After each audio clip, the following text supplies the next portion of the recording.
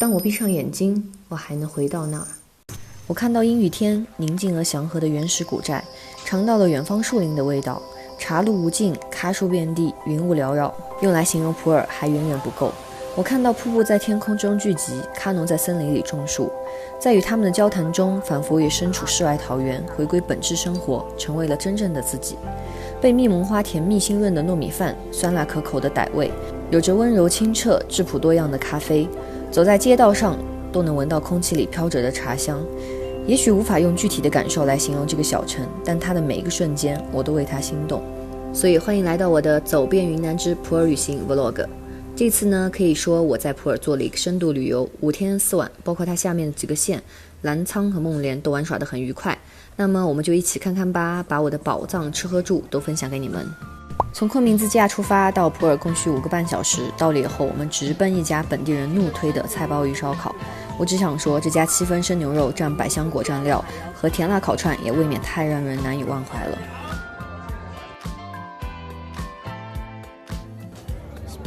看它的肉是有厚度的，但是1块钱一串。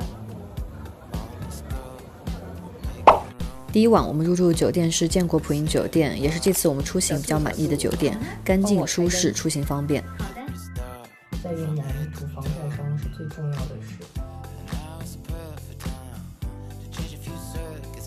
据说四毛早点必须是米干，所以我们也入乡随俗来感受了一把什么是豆汤米干，什么是花生汤米干，口感确实很丰富。要说吃，真的得看云南，而且一碗才7元。味道比较像那个昆明的稀豆粉。接下来我们去这家咖啡店呢，是在普洱比较出名的，而且在国际上获过比较多的大奖。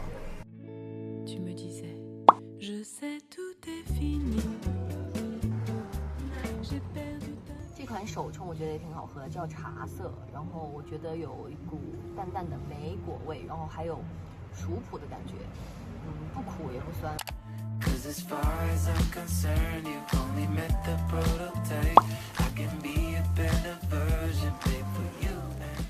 来普洱当然不能错过咖啡庄园喽，我们选了一家1997年2月14号就成立的小袜子咖啡庄园。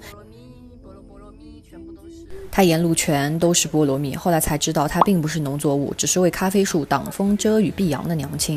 因为咖啡树每天的日照在4小时左右就 OK， 所以在咖啡庄园里也有超多的水果树，像芒果树呀、无花果树呀。说实话，60元的门票有一点溢价了，不过确实在这里可以深入了解普洱种植卡蒂姆咖啡豆的过程和知识。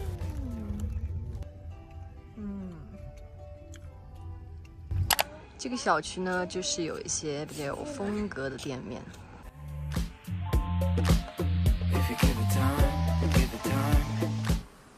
它是在一个行署大院里面，其实就是一个小区里面，我有3、5家这样的一个特色咖啡馆。我觉得不值得单独去打卡，如果有想要发现商业的话，可以过来看一下。晚上没吃到的他家又来了，他家需要提前预定。他家吃下来我觉得中规中矩，没有特别让人怀念的，但是烤出来的鸡肉确实很嫩，腌菜糕的蘸料也还可以。而后我们想了解下本地人的夜市，就来到了茶马古城，还偶遇了一家咖啡店，后来查了才知道他们在普洱是专门做高性价比的精品豆的。点了一杯拿铁，还和老板聊了一些关于咖啡豆的烘焙过程。Hello 呀，我又出发了，然后今天是在普洱的第2天，现在要去吃一个酸醋米线。住在这个酒店我觉得蛮方便，基本上想去的地方10分钟以内都能到达。酸醋米线还分着那个瘦肉和肥肉，味道其实就是昆明老仓醋米线的味道，但是鲜味比昆明任何一家好吃太多了。但是醋呢，我觉得略甜了一些。听本地人说，以前的醋是用醋酿，也就是醋菌来泡，所以口感也就比较好。现在呢，好像都是调制的，所以这次我也买了一些醋酿回去，准备自己试一试。好家伙，吃个米线的功夫，天气就放晴了。我觉得没有我想喝不到的东西。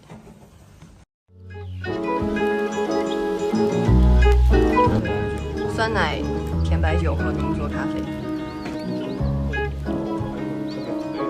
double 的，那太神奇了！才过了一个隧道，马上就爆了。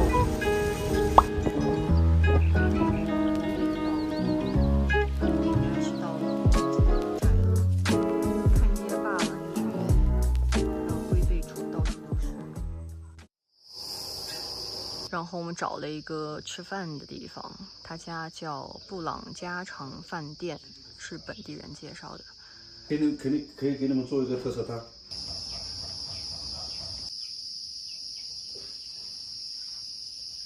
小炒肉，然后这个是一个他们的特色汤，这个是茶叶煎鸡蛋，真的绝美。这个地方住的环境基本就是这样了，然后还发现一个特别新奇的东西，都长菌子了，房间里面长菌子。因为时间也还早，就坐在了农户家里和他们喝茶聊天。普通话，这个东西叫做螃蟹脚。听这边的农户说呢，它是寄生在茶树上面的一种具有药用价值的药材，然后可以泡茶或者煲汤吃。第一道喷防晒，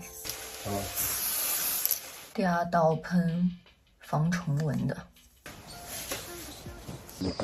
我跟你们说，走这个路一定要小心，特别是雨季。刚才差点就耍杂技了我。换一个角度给你们欣赏此时我眼中的美好。这棵柏树呢，据说有2500多年，因为旁边还有一个寺庙，我一会儿去看，所以很多人称这棵树叫古柏听经。你们看它这个扎实的根基。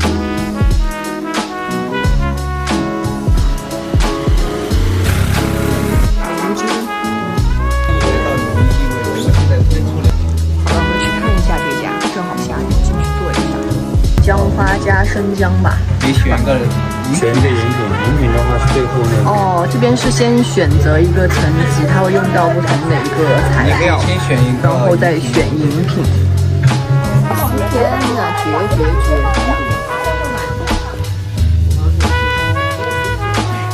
然后这个糖浆的话，里面会讲故事果然不一样。其实他刚才让我选择什么层级啊啥的，其实就是一个糖浆，就对应不同的糖浆，然后放到它的一个饮品里面。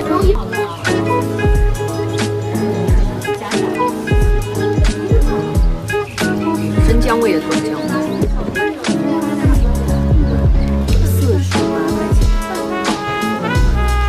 淅淅沥沥的雨。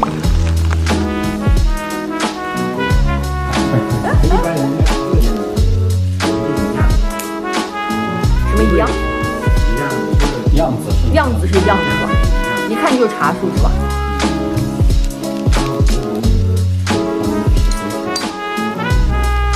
看好当下的路，禁止焦虑。看这里有菌子，青头菌。不是，这个是剑手青，剑手青坏掉了。这些都是台地茶，看到没有？这个古寨用原始来形容一点都不为过。这里的商业不过度，但是也偶尔有那么1、2家，保存的真的太完好了。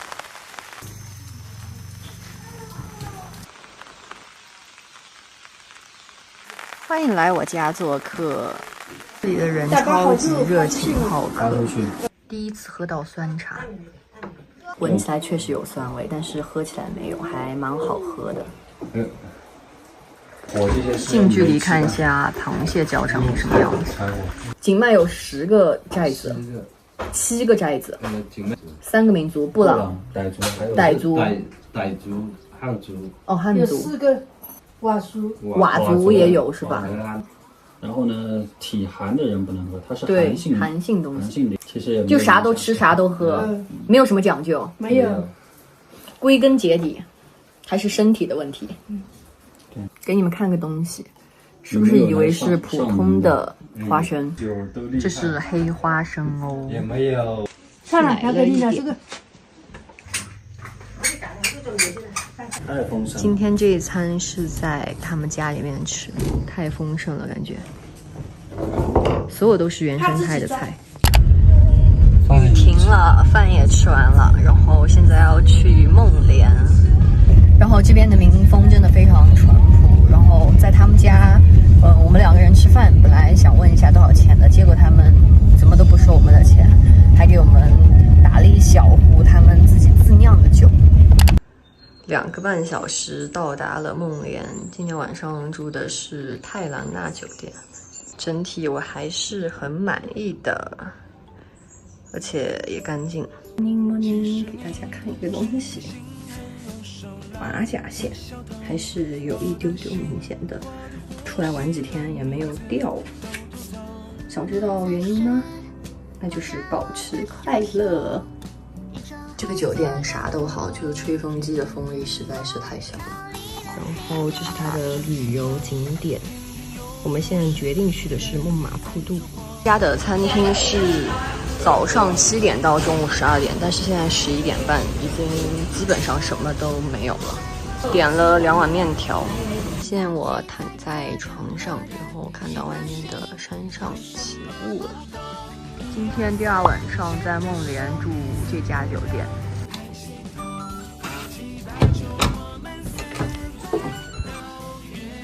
听说这个酒店呢是入住就会送一只斑马，应该就是这只了。现在外面的雨终于停了，然后我们现在打算先去梦莲宣府私塾，然后再去纳云古镇。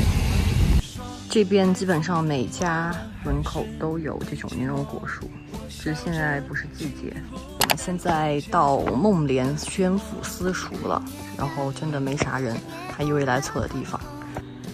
是我国目前保存较完整的一个土司衙署建筑群，这个里面超多好东西啊！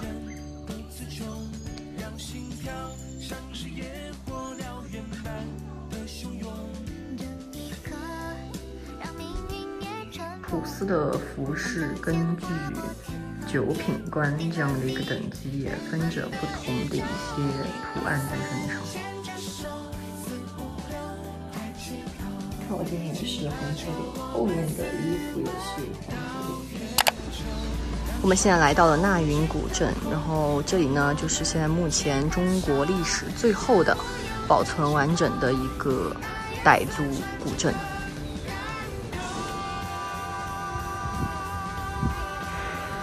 这里就是上城了，好累。我们刚才是逛完了宣府寺，又从纳云古镇的下城、中城、上城，又来到了这里。看到这一幕的话，我觉得略显遗憾吧，因为翻新程度我觉得还是蛮高的。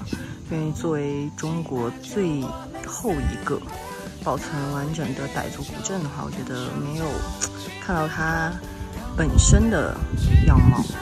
转场，我们现在要去浏览者咖啡餐吧。到了，这里这个地方确实很舒服呀。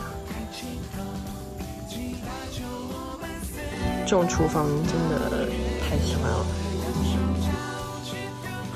叮咚，我们的饭菜好了，这是牛油果炒蛋，这是牛油果拼盘的凉拌菜。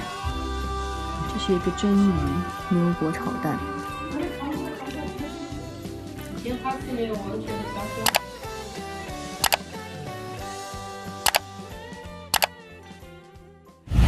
对，这里是有共享单车的哦。晚上我们骑着单车在城里市区到处逛了逛，了解了整个城市的一些样貌。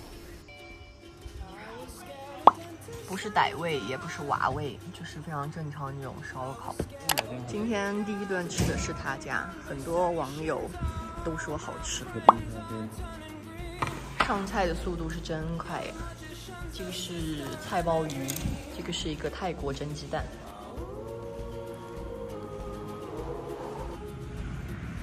哇哦！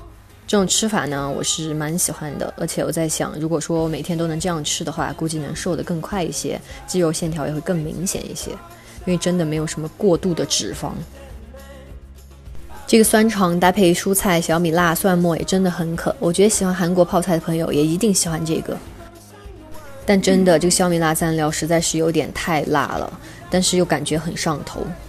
对，他家的泡露达我觉得是一定要点的，因为里面的料还蛮多，而且有那个小青团，应该是用艾草做的那种珍珠，还很好吃。天空太美了，现在我们刚吃完饭，然后准备去孟马瀑布。看到这几个招牌了吗？然后旁边有一个寨门，从这里进去就可以到达。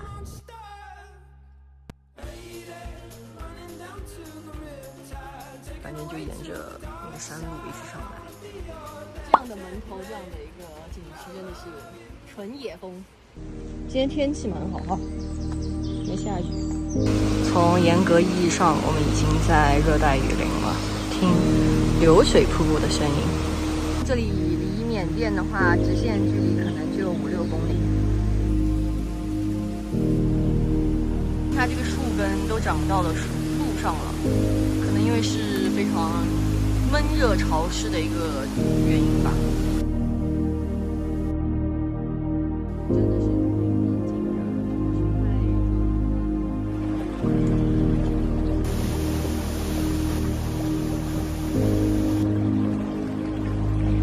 你们看，这棵大树倒下了，在它身上马上有其他的生命重新生长。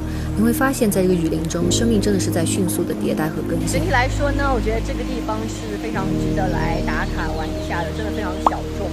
它路边的话，连那个指引牌都没有，所以是一个充满野性、浪漫，然后又有趣的地方。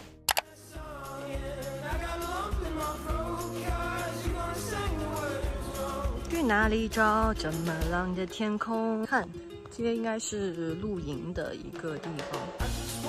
所有全是小咖啡树的苗，咖啡苗长这个样子，看吧，长大以后是要移栽到山上去的。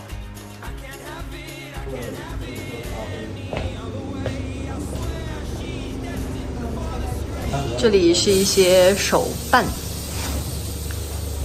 这个手冲壶太可爱了，拿了2本书，准备喝点咖啡看一下。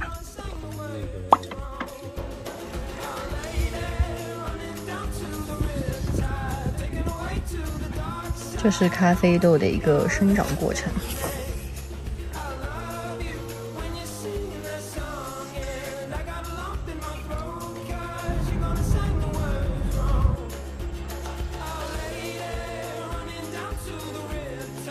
这片全部都是蘑菇，感觉自己此时好富裕啊！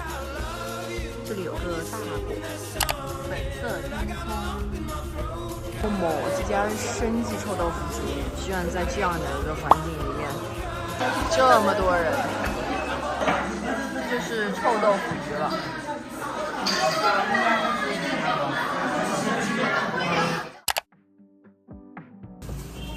有这些菜可以自己选择，6块，然后2个糯米饭团，然后都搭配了2个肉1个菜，2个15块钱。没错，接着就来了据点咖啡，我觉得整个风格和星巴克很像，有面包甜点，有咖啡，然后也有周边。看到了超级治愈的一幕。1对2杯手冲带走。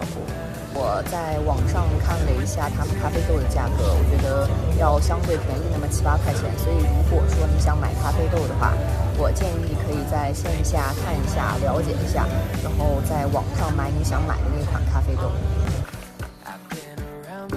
近距离看一下糯米饭，这2个绝配啊！糯米饭配咖啡。